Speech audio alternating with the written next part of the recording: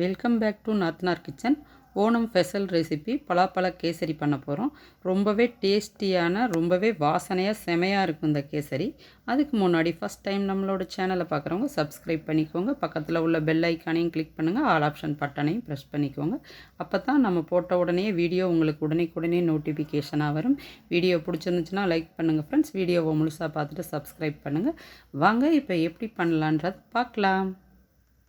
இப்போ தேவையான பொருள் எடுத்து வச்சுருக்கோம். 1 கப் ரவை எடுத்து வச்சுருக்கேன். 1 கப் ரவைக்கு 1½ கப் அளவு ஜீனி எடுத்து வச்சுருக்கேன். உங்களுக்கு எந்த அளவு வேணுமோ அந்த அளவுக்கு சேர்த்துக்கிறலாம். நான் பலாப்பழம் 1 கப் அளவு கட் பண்ணி எடுத்து வச்சுக்கிறேன். 1 கப் ரவைக்கு 1½ கப் வரைக்கும் நம்ம பலாப்பழம் கட் பண்ணியும் சேர்த்துக்கிறலாம். மிக்சியில் 1-2 அடித்தும் சேர்த்துக்கிறலாம். டெக்கரேட் பண்ணுறதுக்காண்டி டூட்டி ஃப்ரூட்டி எடுத்து வச்சுருக்கேன் தேவையான அளவு. முந்திரி திராட்சை எடுத்து வச்சுருக்கேன் தேவையான அளவு. ஏலக்காய் ஒரு 2 எடுத்து வச்சுருக்கேன். நெய் தேவையான அளவு எடுத்து வச்சுருக்கோம். இப்போ எப்படி செய்யலான்றதை பார்க்கலாம்.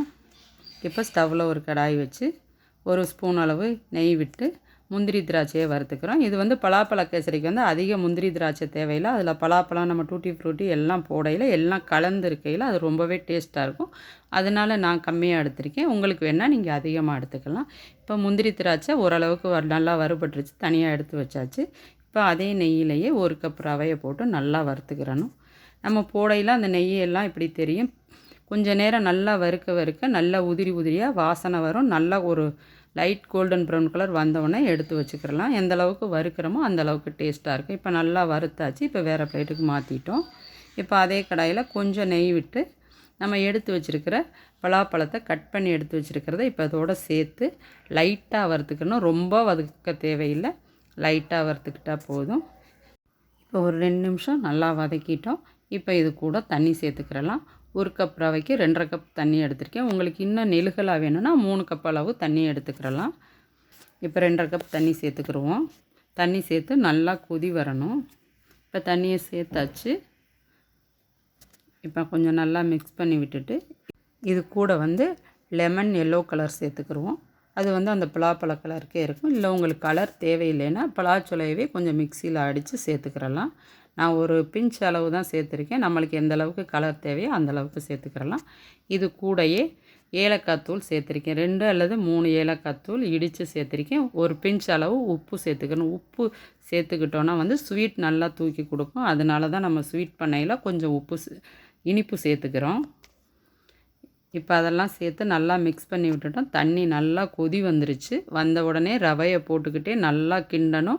ரவையை போடுறதுக்கு முன்னாடி ஸ்டவ்வை லோ ஃப்ளேமில் வச்சிடணும். கேசரி பண்ணுறதுனால உப்புமா கிச்சடி எது பண்ணுறதா இருந்தாலும் ஸ்டவ்வை கம்மி பண்ணி வச்சுக்கிறணும். ஏன்னா ரவை போட்டோம்னா ரொம்ப கொதிக்க ஆரம்பிக்கும். ரவை மேலெல்லாம் தெறிக்க ஆரம்பிச்சிடும். அதனால் லோ ஃப்ளேமில் வச்சு தான் எப்பயுமே ரவையை சேர்க்கணும். ஃபஸ்ட்டு நல்லா தண்ணியாக இருந்துச்சு. இப்போ நல்லா கெட்டி பதத்துக்கு வந்துருச்சு.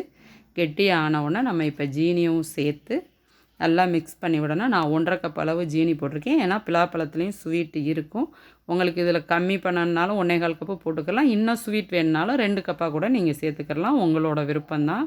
இது 1½ கப்பு கரெக்டாக நல்லா இனிப்பாக இருந்துச்சு. டேஸ்ட்டு செமையாக இருந்தது.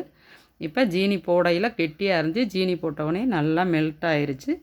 மறுபடியும் நல்லா கெட்டியாக ஆரம்பிக்கும். இப்போ நல்லா ஜீனியெல்லாம் கரைஞ்சி ஓரளவுக்கு கொதி வர ஆரம்பிச்சிருக்கு. இப்போ நம்ம தேவையான அளவு நெய் சேர்த்துக்கலாம்.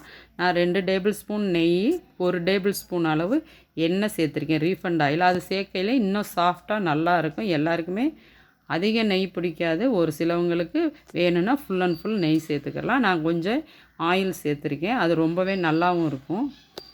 இன்னும் கொஞ்சம் நெய் சேர்த்துக்கிட்டேன். இப்போ வாசனை வேறு லெவல். ஏற்கனவே நார்மலாகவே நம்ம பலாப்பழம் சொல்லையே தேவையில்லை, அவ்வளோ வாசனையாக இருக்கும். அது கேசரியோடு பண்ணையில் ரொம்பவே சூப்பராக இருந்துச்சு. இது மறுநாள் வச்சு சாப்பிட்டாலுமே ரொம்ப சூப்பராக இருந்துச்சு. ஆறினோடனே இன்னுமே டேஸ்ட் ரொம்பவே நல்லா இருந்தது.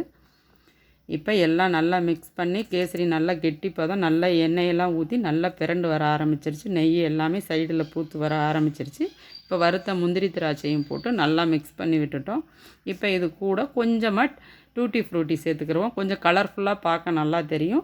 நம்ம டெக்கரேட் பண்ணையிலையும் கொஞ்சம் சேர்த்துக்கிறலாம். இப்போ டூட்டி ஃப்ரூட்டி சேர்த்தாச்சு. நல்லா மிக்ஸ் பண்ணி விட்டுட்டோம்.